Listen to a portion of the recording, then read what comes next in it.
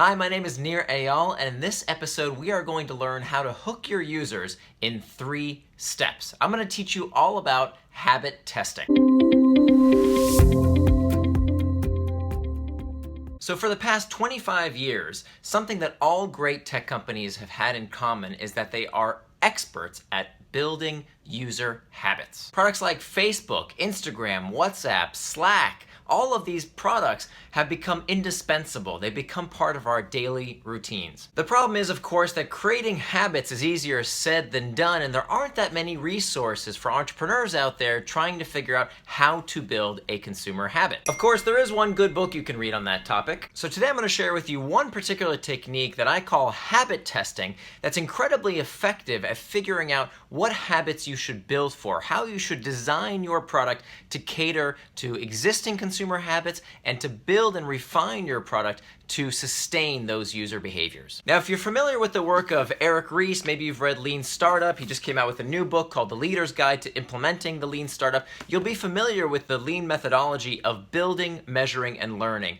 And the technique I'm about to share with you, habit testing, fits hand in glove with that methodology. Now, the purpose of habit testing is to figure out 3 things. Number 1, who are your devotees? Who are the people who already are habituated to using your product? Number 2, what is it about your product that's already habit forming? And number 3, what's the common path that these users took to form their habit in the first place? So I should mention that habit testing is something that you do after you've built your MVP, after you have a minimum viable product out there that's already up and running. If you haven't built that product yet, the first thing you should do is figure out the hook model, which I describe in the book and in earlier videos, to first formulate what your product is all about. So now that your site or app is up and running and you want to figure out how to make it more habit forming, it's absolutely critical that you collect the right type of data. So for habit testing to be useful, what you have to be able to do is collect date-stamped information about how users used your product. So with that data in hand, the first step of habit testing is called the identify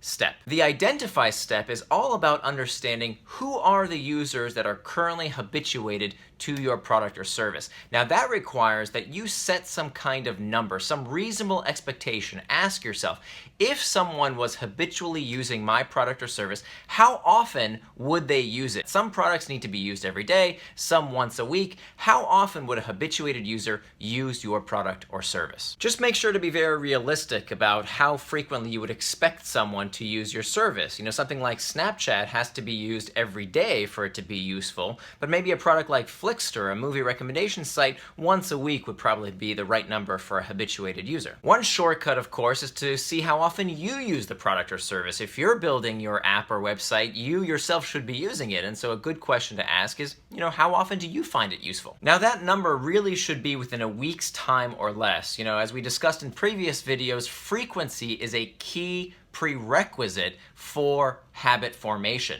So that key behavior, checking in, opening the app, scrolling a feed, that has to occur within a week's time or less, or your product probably isn't a good candidate to build a habit around in the first place. So there's kind of a test, an exit criteria before you move on to the next step of habit testing, which is, I believe, at least 5% of your users should already be habituated. If 5% of your users are not already habituated, probably means you need to go back to the drawing board. You need to take out the hook model, the trigger, the action, the reward, and the investment, and figure out what's missing, what is not working in your hook model, and go back to the drawing board to figure out how to bump up those numbers to at least 5%. So now that you've come up with the number of times a user should use your service, and you've identified those users, now it's time to get to the second step of habit testing, which is the codify step. So the codify phase is all about figuring out what is your user's habit path. The habit path is the steps that your users took before they became habituated. So what you want to do is look for those 5% of users who are already habituated to your product and service and understand, what did they do? What's unique about them? What steps did they take? What was the aha moment before they became habituated? For example, Twitter figured out that the more people followed others, the more likely they were to become habituated users. So you want to figure out what's unique about your habituated users, that 5% or more of users who are already habituated habituated, what did they do differently? What steps did they take? And you want to know that information so that you could codify it into your product and move on to the next step of habit testing, which is to modify your product. So to review, habit testing has these 3 basic steps. First step is to identify your habituated users. Step 2 is to codify what those users did, the habit path that habituated them.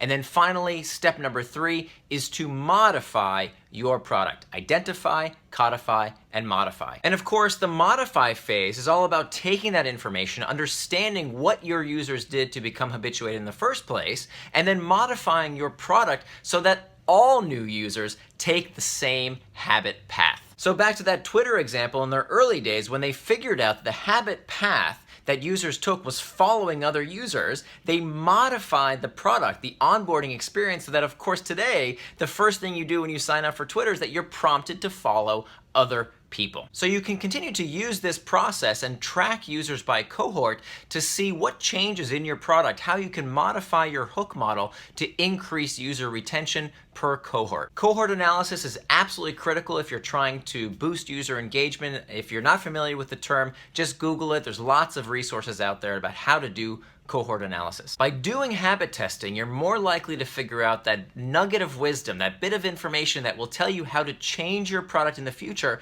to make habituation to your product more likely. So remember, the 3 steps of habit testing are to identify, codify, and modify. Now go out there and build a habit-forming product to help people build healthy habits to improve their lives, and I'll see you next time.